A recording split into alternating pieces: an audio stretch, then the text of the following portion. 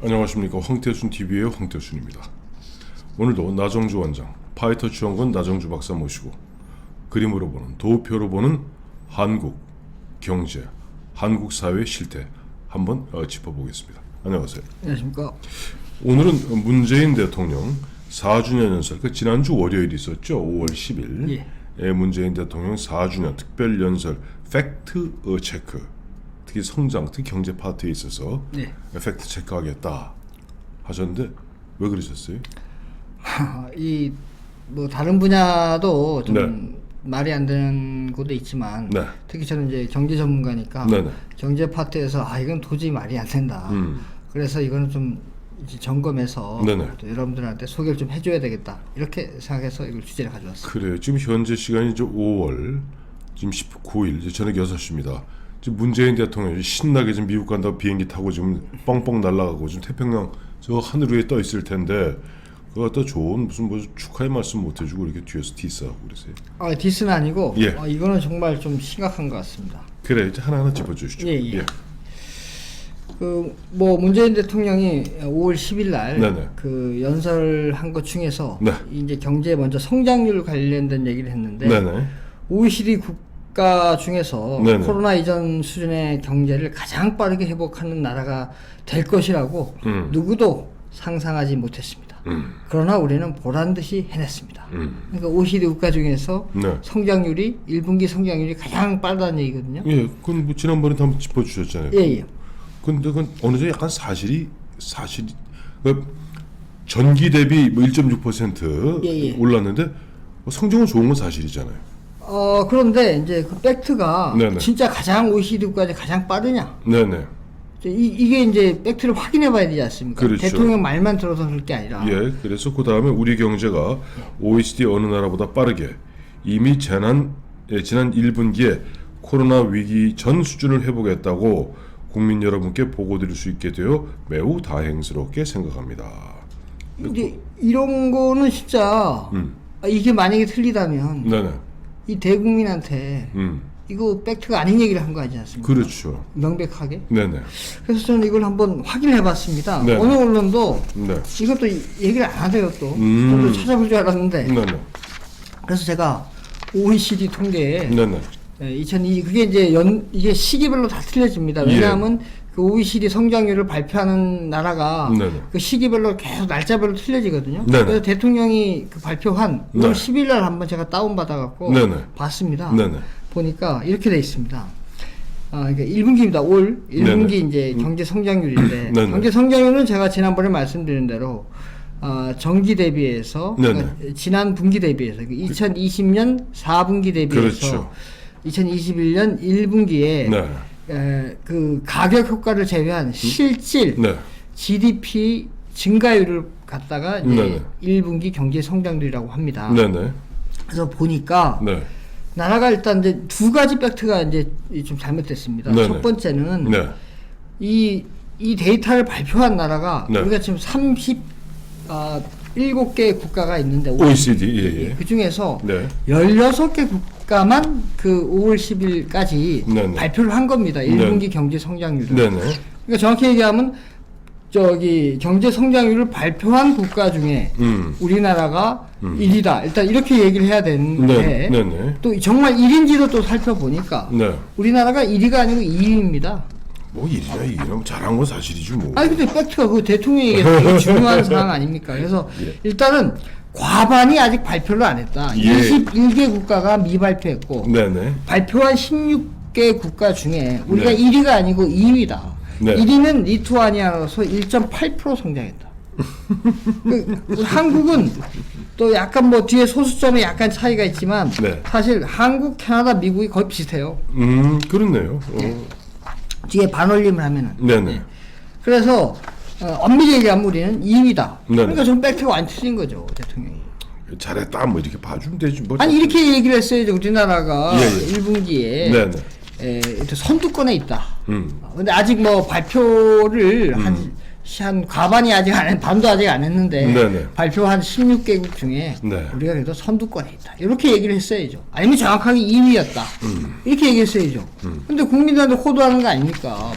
아니 과반 37개 OECD 국가 중에 반도 발표 안 했는데 네. 그럼 발표한 나라도 만약에 더 저기 좋은 나라 있으면 어떻게 할 겁니까?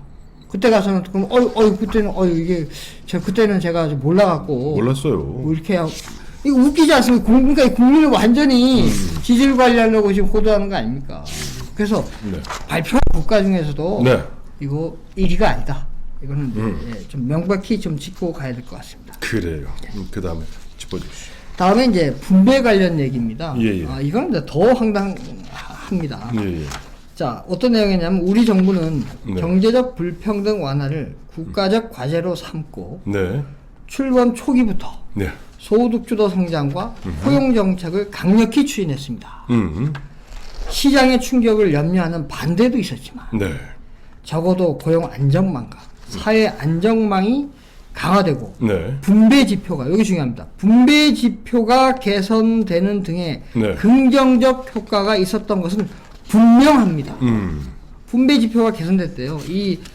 쉽게 요약을 하면 소득주도 성장 정책을 펴서 네. 분배 지표가 개선됐다는 게 명백하다는 얘기입니다. 그건 우리가 나정주 박사가 그동안 여러 차례 예. 짚어주셨던 내용이죠. 헛소리다. 예. 그래서 그럼 분배 지표를 나타내는 대표적인 지표가 있습니다. 네. 바로 균등화 처분 가능소득 5분위 배율입니다. 예. 이게 여러분들이 까먹을 수 있었기 때문에 네네. 제가 다시 한번 설명을 드리면 네. 그 앞에 균등화라는 거는 예. 이제 가구 중에 가구 구성원이 5명이 있다. 네. 그럼 그 5명의 소득이 다 틀리지 않습니까? 그렇죠. 그 5명 소득을 이제 균등화하는 겁니다. 쉽게 균등화하는 방법은 뭡니까? 네. 5명의 전체 합친 전체 소득을 네. 5명으로 나누면 네. 그 평균적인 소득이 나오지 않습니까? 그렇죠. 그럼 다 5명이 같아지지 않습니까? 네네. 그래서 그거는 균등화의 의미고 음. 처분 가능 소득은 이제 세금이라든가 준조세를 제외한 네. 내가 소비할 수 있는 소득, 가처분 소득을 의미합니다. 네. 5분위 배율이라는 거는 상위 20%를 하위 20% 나눈 겁니다. 네, 예, 그렇죠. 그래서 쉽게 얘기하면 그 가구원 구성 한 명의 네. 평균 가처분 소득을 상위 20%를 네. 하위 20% 나눴다. 네네. 이렇게 볼 수 있습니다. 그래서 이 값이 커지면 네. 분배 격차가 커졌다는 걸 의미합니다. 네네. 그래서 데이터가 네. 이게 사실은 제가 2020년 데이터도 있는데 그때는 2019년부터 통계청장이 바뀌어갖고 네, 예. 이걸 개선하는 걸 바꿨어요. 그래서 낮을 쳤죠. 그때 통계청장 바꾸고. 예. 19년도 거도 네. 뭐 A하고 B로 나눠갖고 네네. B가 바로 이제 새로 한 방식이고 2020년 거도 새로 한 방식으로 돼 있어갖고 네. 20년 거는 비교할 수가 없습니다. 네네. 그래서 비교가 가능한 네. 단일된 방법으로 네네. 2003년부터 19년까지 가용한데 네. 분기별로 돼 있습니다.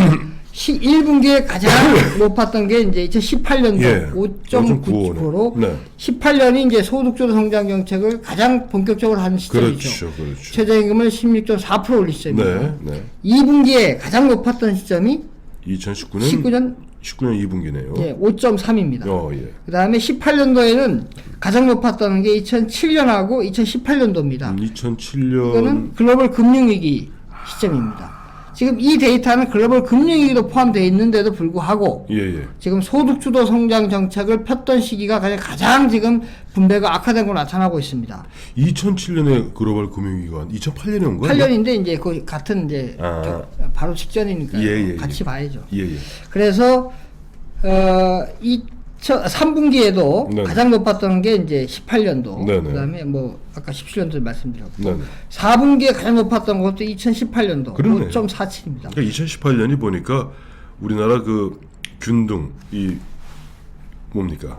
분배 지표가 악화된 가장 악화된 시점이 2018년이군요. 18년도, 19년도. 예, 그렇네요. 그러니까 소득주도 19년도에도 10.9% 두 자릿수 차이가 올렸지 않습니까? 예, 그렇죠. 그러니까 소득주도 성장작을 본격적으로 한 데가 18년도, 19년도인데 네. 그때 분배 지표가 글로벌 금융위기도 포함해서 불구하고 네. 가장 악화됐었다.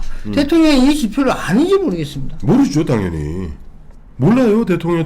너무 문재인 대통령한테 너무 많은 걸 원하지 마세요. 왜냐하니까 문 대통령 아래 사람들이 써준 오죽하면 A4라고 그러지 않습니까? 네. 그러니까 A4 예전에 그래도 노무현 대통령은 비서관들이 이렇게 써오면은 읽어보고 우리가 이게 내가 지난번 본 거하고 다른데 뭐 하는 얘기를 야 조중동하고 다른데 하고 물어본답니다. 네, 예.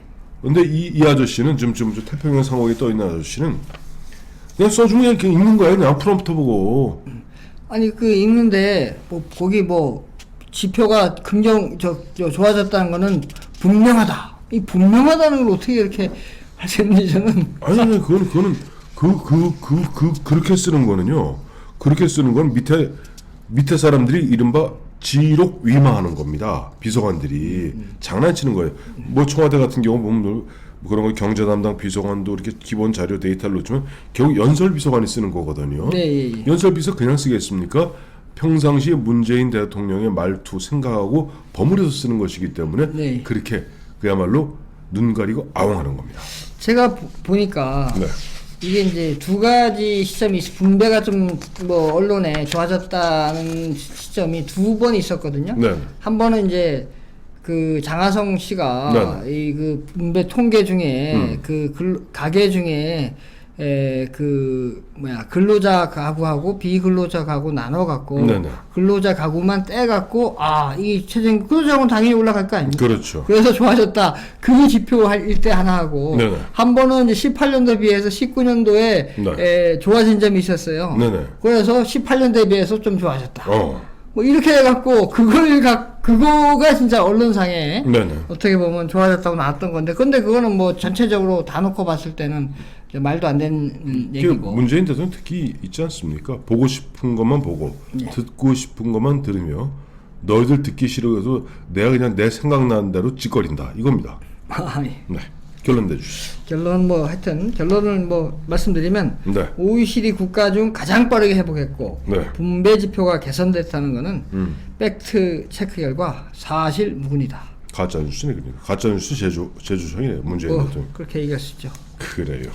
오늘 보니까 지금 공중에 떠 있는 문재인 대통령 향해서 뭐 잘 다녀오시라고 손을 흔들긴 고사하고 뒤에서 칼을 던진 우리 나정주 박사 팩트 체크 봤습니다. 감사합니다. 감사합니다.